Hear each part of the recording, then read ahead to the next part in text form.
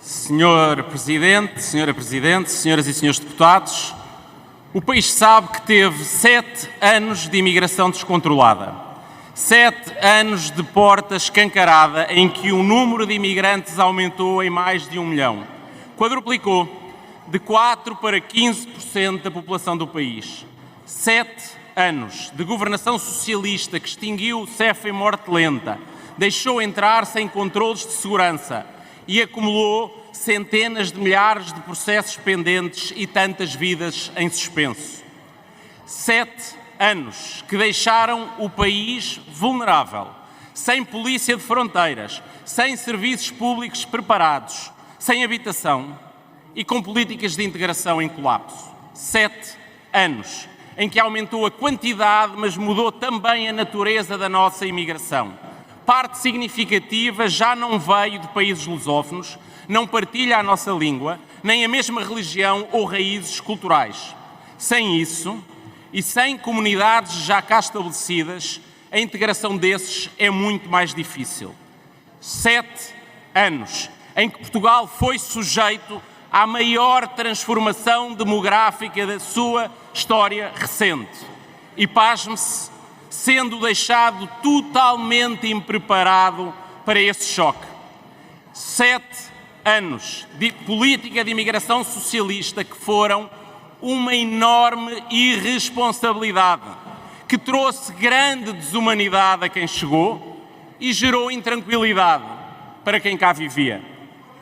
Senhor Presidente, senhoras e senhores deputados, esta irresponsabilidade de alguns anos vai ter efeitos durante décadas. Mas Portugal não pode esperar e nós não esperamos. Já há 1 ano que o nosso governo começou a mudar drasticamente a política de imigração. Em 1 ano fechámos a porta escancarada. Ao acabarmos com a manifestação de interesse, diminuiu em 60% o número de pedidos de residência em Portugal. Em um ano, controlámos registros criminais e dados biométricos de 400 mil pessoas que antes ninguém sabia quem eram, onde estavam e o que faziam. Com elevada exigência, resolvemos as pendências de manifestações de interesse, rejeitando metade dos pedidos, mas permitindo que a outra metade, que cumpre as regras portuguesas, tenha finalmente a dignidade de ter a sua documentação. E aos 40 mil que não as cumprem, está a ser dada ordem de saída do país. Em 1 ano, colocámos cerca de 300 mediadores nas escolas para ajudar a integração dos alunos estrangeiros. E fizemos ainda mais, numa nova política de imigração, de há 1 ano, de regulação firme e integração humanista. Senhora Presidente, senhoras e senhores deputados, foi também isto, foi também sobre a imigração que os portugueses se pronunciaram nas últimas eleições. Com o seu voto, castigaram a irresponsabilidade da imigração descontrolada do passado e condenaram quem queria o regresso das portas escancaradas. Mas, com o seu voto, os portugueses também disseram que não querem as portas todas fechadas. Os portugueses não escolheram o ódio, nem escolheram a remigração massiva. Nestas eleições, com o seu voto, os portugueses deram uma maioria maior à nossa mudança de política de imigração, regulada, firme e humanista. Senhor Presidente, senhoras e senhores deputados, registamos com agrado as recentes, vamos lá ver se duradouras, aproximações de vários partidos da oposição à nova mudança de política de imigração. E queremos corresponder nos meses que vêm, com a mesma vontade e humildade para dialogar e construir soluções. E assim convocamos todos para criarmos em conjunto essa política de imigração regulada e humanista. Assenta em 8 princípios. Primeiro, não há um ranking moral, não há uma ordenação de valor entre vidas humanas. A dignidade de toda a vida humana é a base do nosso projeto constitucional. Mas segundo, há diferenças entre direitos, entre pessoas, entre portugueses e estrangeiros, entre residentes e não residentes, entre imigrantes lusófonos e mais qualificados e os demais. A nossa Constituição estabelece diferenças nos direitos políticos e autoriza em outros direitos. Terceiro, cada comunidade política tem mesmo o direito de decidir quem pode ou não entrar e se fixar no seu território. Mas, quarto, não faz sentido fechar todas as portas, nem expulsar todos os que cá estão. Há deveres internacionais e morais de acolher quem foge de guerras, de catástrofes e de perseguição política. Há deveres de reciprocidade com o acolhimento que os nossos compatriotas receberam quando emigraram para o estrangeiro. E em certas fases e condições da economia, há vantagem em certas aberturas para trabalhar e para estudar. Saibamos, lembremos-nos que vários setores críticos da nossa economia parariam amanhã sem trabalhadores estrangeiros.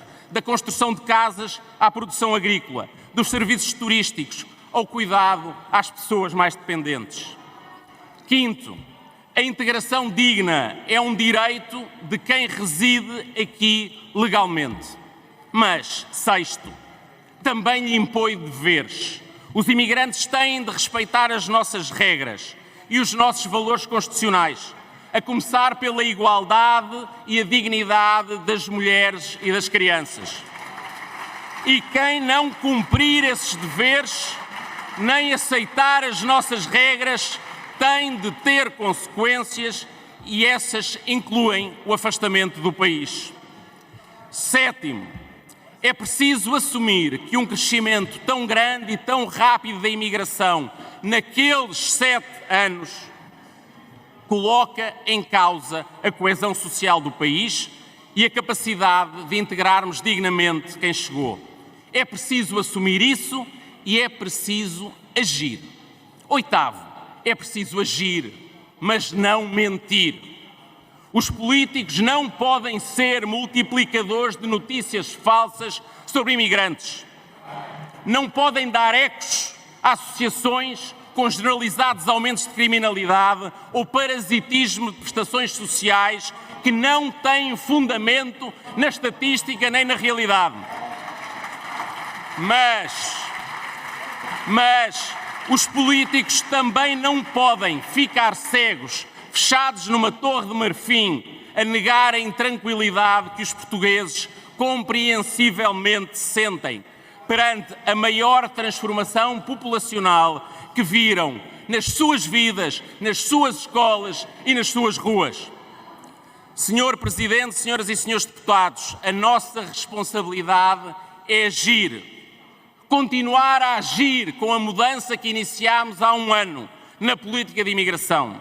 Por isso, este novo governo, tal como o nosso anterior governo, tem que continuar a fazer mais, propor ao Parlamento fazer mais e esperar que o Parlamento também queira fazer mais. Por isso, vamos criar a Unidade Nacional de Estrangeiros e Fronteiras, uma verdadeira polícia de fronteiras na PSP, se o Parlamento aceitar ou quer ficar sem polícia de fronteiras.